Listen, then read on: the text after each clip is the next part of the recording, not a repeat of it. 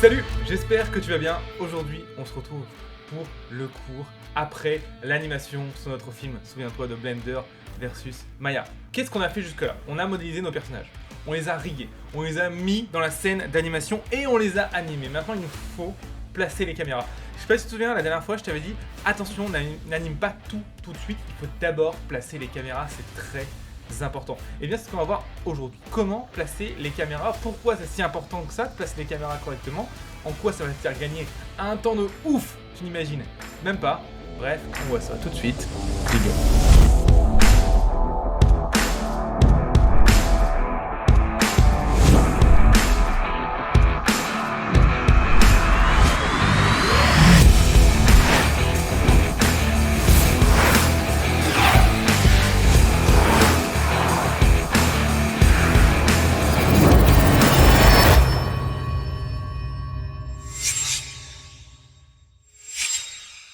Alors, nous voilà devant la scène ici, tu vois, de mon anime, et tu vas voir qu'en fait, regarde, si je joue l'anime, en fait, tu vois qu'en fait, elle est tout sauf cohérente.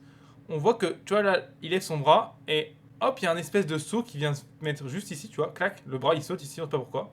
Et pareil pour Maya, tu vois, Maya, ici, il marche, tu vois, il s'arrête, ses bras, ils commencent, on ne sait pas pourquoi, ses bras s'arrêtent.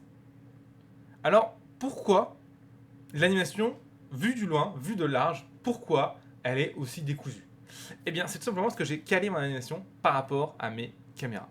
Et c'est la première chose que je veux te dire. Le fait de placer correctement tes caméras. Le fait d'avoir tes caméras avant de commencer à animer, ou en tout cas après avoir fait juste la base de l'animation. Vraiment la base de la base. Ça va te permettre d'animer seulement ce qu'on voit. Ça va te permettre de gagner un temps de fou. T'imagines pas, tu divises ton travail par 10. C'est pour ça qu'il faut placer le plus vite possible tes caméras. Et donc, on va voir ça aujourd'hui. Comment placer des caméras, comment créer une caméra et comment la placer. On est parti. Je vais faire un nouveau Blender rapidement et je vais te montrer déjà comment créer une caméra, un petit peu les paramètres qu'il va y avoir, etc. Alors, ici dans Blender, pour créer une caméra, c'est pas extrêmement compliqué. Tu fais simplement ici Shift A et tu vas avoir ici caméra. D'accord? Ça va te permettre de créer du coup n'importe quelle caméra. Ça ressemble à ça une caméra dans Blender. C'est le truc qui te permet de rendre ton image. D'accord? Sans caméra, tu peux pas exporter ton film. Ok? C'est vraiment une caméra comme une vraie caméra, comme celle-là avec laquelle je suis en train de filmer. Sans la caméra, je peux pas transposer le monde 3D qui est autour de moi dans une carte vidéo, dans un fichier vidéo. C'est exactement la même chose en 3D. On va avoir des fichiers vidéo, mais c'est exactement le même principe. Il nous faut une caméra pour transposer ton monde en 3D sur lequel tu es en train de travailler en image à la fin que tu peux mettre sur YouTube, sur ce que tu veux. Alors, comment ça marche? Déjà, comment faire pour voir à travers notre caméra? Alors, je vais la déplacer rapidement ici. D'accord? Et je vais juste faire une scène très basique. Donc, je vais faire un plan ici et faire un petit Suzanne. Donc, mesh ici et Suzanne. Ok? Alors, je vais le smoother rapidement. Donc, je vais essayer de lui mettre un modifieur de subdivision de surface pour le smoother. D'accord? Je vais mettre 2 niveaux. Clic droit ici, smooth, pour le rendre un petit peu plus doux. Et ici, je viens le positionner par terre. On s'en fout un petit peu. Comment faire pour voir dans la caméra? Eh ben, je peux appuyer sur 0 de mon pavé numérique. Attention. Et je me mets directement dans la caméra. Donc là, je vois ce que voit la caméra. D'accord? Tout ce qui est clair, c'est la caméra. Je peux déplacer la caméra, si je le veux, en la sélectionnant ici et en faisant G de mon clavier, d'accord, comme n'importe quel objet, en faisant R. Alors R une fois pour tourner dans ce sens-là, ce qui n'a pas trop de sens souvent, ou R deux fois pour tourner dans les deux autres axes, ce qui a un peu plus de sens souvent. Tu vas me dire, c'est quand même pas très pratique. Moi, j'aimerais bien me déplacer dans la caméra comme je me déplace dans le monde en fait. Comment je fais pour déplacer ma caméra en me déplaçant dans le monde? Et bien, il y a un petit truc ici, tu peux aller dans N ici et dans View, et tu peux cocher Lock Camera to View. Et ça te permet en fait, quand je me déplace, de déplacer la caméra avec. Pour te montrer vraiment ce que ça fait, tu vois. Si là je sors de ma caméra en rappuyant sur 0 de pavé numérique et que là je tourne dans ma vue, tu vois que la caméra bouge en même temps. Ok? Donc c'est comme ça qu'on va placer nos caméras. Alors l'erreur courante que je vois dans les gens qui placent leur caméra, c'est qu'ils ne comprennent pas, ils ne connaissent pas les règles de cadrage du cinéma. Alors on va les revoir rapidement ensemble. L'idée c'est pas de te faire un cours au cinéma, mais c'est juste que tu comprennes juste la base. Déjà, premièrement, l'angle de base, la focal length de ta caméra. La focal length de ta caméra, en fait, c'est le zoom. Globalement, c'est le zoom, en gros. Plus cette focal length est importante, donc dans option de caméra, c'est ça. Plus elle est grande, plus c'est zoomé, plus les perspectives seront écrasées. Je vois trop de gens faire leur plan en 35 mm. C'est une perspective qui n'est pas du tout naturelle. On n'a pas du tout l'habitude de voir ça en vrai, c'est des grands angles.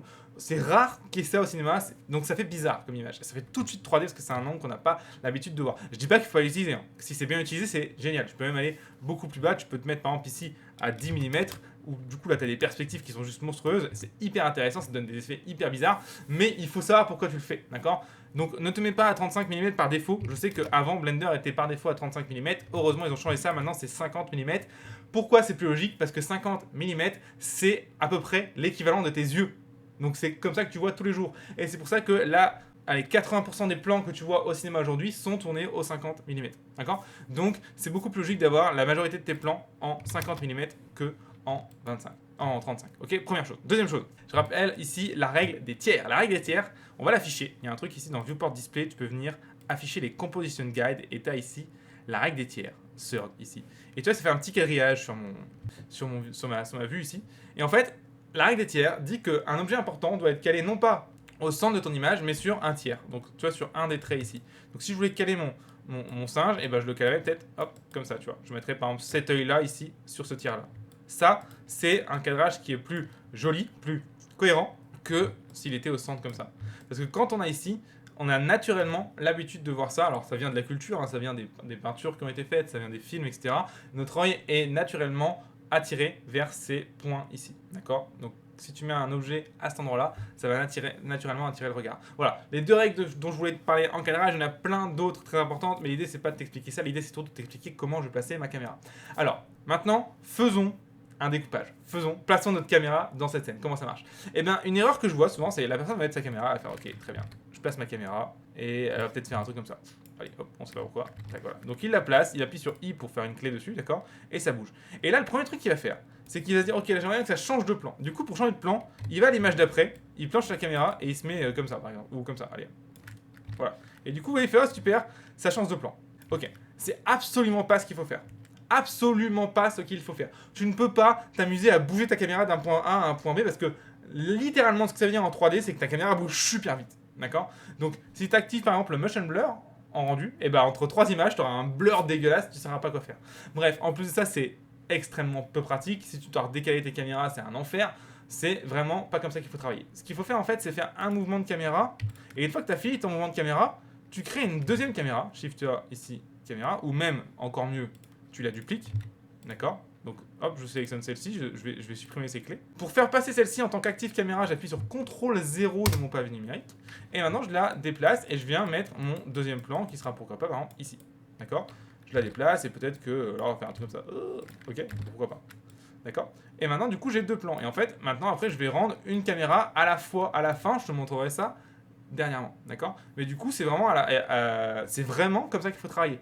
Passer d'une caméra à l'autre. Il faut faire plusieurs caméras et chaque caméra va être animée une petite portion de ton film. Pas une seule caméra partout. Ça, c'est très important. Alors, pour switcher de caméra, tu sélectionnes la caméra, tu fais CTRL 0 à chaque fois. Ça te permet du coup de voir où est-ce que tu en es. Ok? Donc voilà un petit peu pour les caméras et la base. Alors, une dernière erreur que je vois tout le temps, et après tu pourras, toi, commencer à placer tes caméras. Encore une fois, je te rappelle, place tes caméras le plus tôt possible, parce que ça te permet d'animer seulement ce que tu vois. Tu vois, quand tu places des caméras, il y a des trucs que tu vas pas voir à la fin. Ne le fais pas, d'accord? Par exemple, si tu as une caméra qui cadre au niveau de la tête ici, et que ton personnage marche, ben, n'anime pas ses jambes, ça sert à rien, d'accord? C'est pour ça qu'on veut nos caméras le plus vite possible, parce que ça nous permet d'optimiser notre temps, de travailler seulement ce qu'on le voit, ok? Alors, dernière chose que je vois tout le temps en termes d'erreur en caméra, et c'est une catastrophe. Je vais supprimer ces deux caméras pour te montrer. Je vais recréer une caméra, ici. Et je vais te demander de retenir cette règle, très importante, qui n'est pas une règle en soi, qui est en fait une règle que moi j'ai inventée. Mais pourquoi j'ai inventé? Parce que je vois trop de gens faire n'importe quoi avec des caméras. Une caméra en 3D, ce n'est pas un yo-yo. Ce n'est pas une balle rebondissante. Ce n'est pas un vaisseau spatial. Une caméra en 3D, c'est une caméra. Qu'est-ce que ça veut dire? Pourquoi je te parle de ça? Pourquoi c'est une caméra? Parce qu'en fait, il faut que tu te dises, quand tu filmes en 3D, il faut que tu t'imposes, surtout au début, les mêmes contraintes que si tu filmais en vrai. Parce que si tu ne fais pas ça, tes plans vont être tellement bizarres qu'on va avoir la gerbe quand on va regarder ton film. Alors, je te donne des petits tips pour pas avoir la gerbe quand on va regarder ton film, mais pour avoir des plans qui soient jolis, cohérents et qui soient naturels. Premier tips, et le plus important de tous, un mouvement par plan. Un mouvement de caméra par plan, pas plus. Si ta caméra elle fait si elle fait une vague comme ça fait deux mouvements. Un mouvement de caméra par plan. Haut, bas, gauche, droite, avant, arrière. Une rotation. c'est tout. Un mouvement par plan. Après, tu pourras en faire plus et tu pourras t'amuser, mais commence par faire un mouvement par plan. Ça va déjà vachement t'aider et ton image va commencer vraiment à être professionnelle. Et tu verras en vrai, quand on filme un film, on a tendance vraiment à faire un mouvement par plan. Regarde les films, la quasi-totalité des plans, si ce n'est les plans qui ont été du coup pensés autrement, donc on va dire un petit 10%, sont à un mouvement ou zéro mouvement par plan. C'est important que tu comprennes ça, ok? Un mouvement par plan. N'essaie pas d'en faire trop sur un seul plan. Une erreur que je vois justement qui est à l'opposé de ce que je viens de te dire, c'est que la personne va essayer de tout montrer en un seul plan, d'accord? C'est ce qu'on appelle un plan séquence, mais un plan séquence, c'est super un plan séquence, hein. Il y en a comme Gravity par exemple, c'est bourré de plans séquences, mais c'est super difficile à faire en fait. Même en 3D, c'est hyper difficile à faire. La mise en scène d'un plan séquence, pour qu'on comprenne, pour pas qu'on ait à agir, pour que ce soit doux, pour qu'on comprenne où est-ce que sont placés les éléments et tout, c'est super dur. Donc ne commence pas tout de suite par ça, commence d'abord par un plan, un mouvement par plan. Deuxième chose que je veux te dire, c'est la règle des 180 degrés. Alors, qu'est-ce que c'est la règle des 180 degrés? Je vais te montrer. Pour ça, il faut se mettre dessus.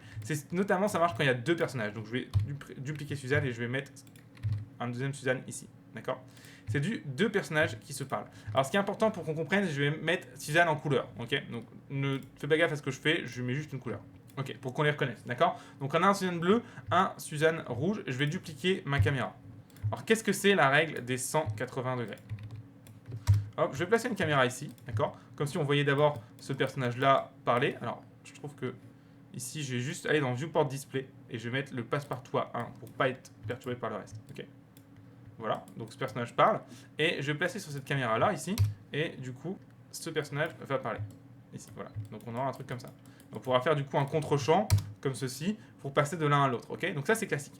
La règle 180 degrés, c'est une erreur que je vois souvent. C'est quand, en gros, tu vois là, si je passe d'une caméra à l'autre, les personnages restent du même côté dans l'image. Tu vois, le rouge sera toujours à gauche et le bleu sera toujours à droite dans l'image. D'accord? Tu vois? Ici, le bleu est à droite, le rouge est à gauche. C'est hyper important ça parce que ça permet de suivre où sont les personnages et de ne pas être perdu. La règle 180 degrés, c'est quand tu fais ça. C'est quand tu inverses les personnages. Donc en gros, c'est quand les caméras sont à 180 degrés. C'est pour ça que ça s'appelle la règle de 180 degrés.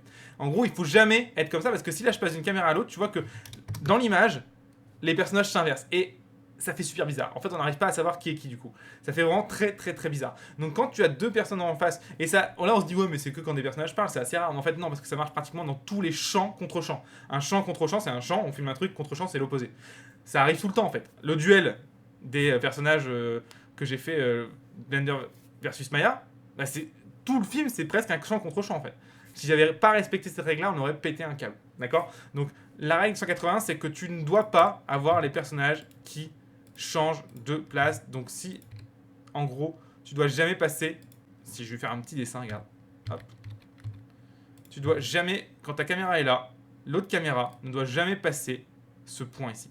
D'accord? Après, si elle passe là, du coup, tu casses cette règle. Alors, ça ne veut pas dire qu'il faut jamais la casser. D'accord? Il y a, par exemple, Guy Ritchie, qui est un réalisateur que j'aime beaucoup, il a tendance à casser cette règle. Mais tu as intérêt à bien le faire parce que sinon, on perd vraiment le fil du montage, on n'arrive plus à savoir qui est qui. Donc attention à ça. Pareil, pour démarrer, je te conseille de ne pas casser cette règle. Donc voilà, deux règles super simples pour placer tes caméras. Premièrement, et je pense que c'est la plus importante, bien plus importante que la règle 180 degrés, un mouvement par plan. Je vois trop de personnes ne pas faire ça. D'accord? Deuxième règle, la règle 180 degrés. Attention. Alors, j'aimerais te partager un dernier bonus sur les caméras avant de te laisser placer tes caméras et animer, et on aura fini. Ok?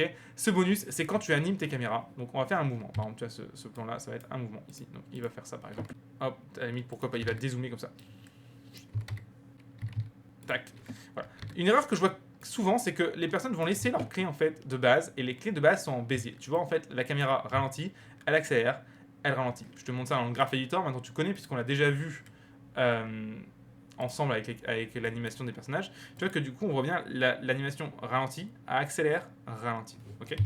C'est important de comprendre ça. Je vais juste vraiment zoomer sur ces courbes-là pour vraiment que tu vois. Ah, allez. Voilà. Ralentit, accélère, ralentit. Un mouvement de caméra, la plupart du temps, quand on filme en vrai, on n'a pas du tout tendance à faire ce mouvement-là. On a plutôt tendance à avoir un mouvement qui est linéaire. Pourquoi? Parce qu'en vrai, on va avoir ce mouvement-là. On va ralentir, accélérer, ralentir, mais on va couper au montage la partie où on ralentit et on accélère, pour garder seulement la partie linéaire. Donc un mouvement de caméra, c'est linéaire. Donc comment faire un mouvement de caméra linéaire? On sélectionne les courbes ou les clés, c'est pareil. T, linéaire. Qu'est-ce que ça veut dire linéaire? Ça veut dire que la vitesse du mouvement est la même du début à la fin. Ça, c'est un mouvement de caméra. D'accord? Attention à ça, je vois trop de gens, tous les amateurs, les gens qui démarrent la 3D font cette erreur, font des mouvements de caméra Bézier. C'est mou, c'est moche, on ne voit jamais ça. Ne fais pas de mouvements de caméra Bézier, laisse tes courbes linéaires quand tu fais des mouvements de caméra. C'est très important. Ça va te paraître abrupt quand tu vas regarder, mais il faut que tu te dises en fait au montage, en gros, tu vas couper ici et tu vas passer à l'autre caméra et tu vas voir que ça ne posera pas de problème. Okay, donc c'est important que tu laisses tes mouvements de caméra en linéaire. Après, il va y avoir des possibilités, des moments où tu vas devoir les mettre en Bézier, mais c'est parce que ce sera justifié, encore une fois, c'est des exceptions. Mais la majorité du temps, tes mouvements seront en linéaire. C'est important que tu te bases sur ces règles-là au début, sinon tu vas voir avec les caméras, c'est très facile de faire n'importe quoi et ton film devient complètement incompréhensible. Voilà, c'est toutes les règles que je voulais te partager dans les caméras. Maintenant que tu as ça, prends ta scène d'anime et crée tes caméras directement dans la scène d'anime et termine d'animer ta scène. Puisqu'encore une fois, la caméra va te dire ce que tu vas animer ou pas. Tout ce qu'on ne voit pas dans la caméra, tu ne l'animes pas. Okay, place toutes tes caméras, amuse-toi et on se retrouve justement pour le prochain cours pour parler cette fois-ci du décor. Avant qu'on se quitte, si tu regardes cette vidéo sur YouTube, erreur, malaise, malédiction à toi. Pourquoi? Parce que cette série de vidéos de cours, elle existe en fait sur une plateforme qui s'appelle Blender versus Maya, et c'est simplement une plateforme sur mon site internet teach.motion-live.com qui te permet d'avoir, en plus des cours, les scènes à télécharger, une checklist qui va te permettre d'éviter toutes les erreurs que tu fais et qu'il ne faut pas faire, un rétro-planning pour t'aider à t'organiser, et aussi des turns, des scènes directement en 3D dans le navigateur pour savoir exactement ce que tu fais et pour avoir un retour en temps réel du résultat que tu dois avoir. Bref, c'est beaucoup plus facile de gérer et de suivre ce cours sur cette plateforme que sur YouTube. Donc c'est gratuit, le lien est simplement sur cette vidéo, tu n'as qu'à cliquer juste ici. Et moi, je te retrouve très vite pour le prochain cours. Ciao!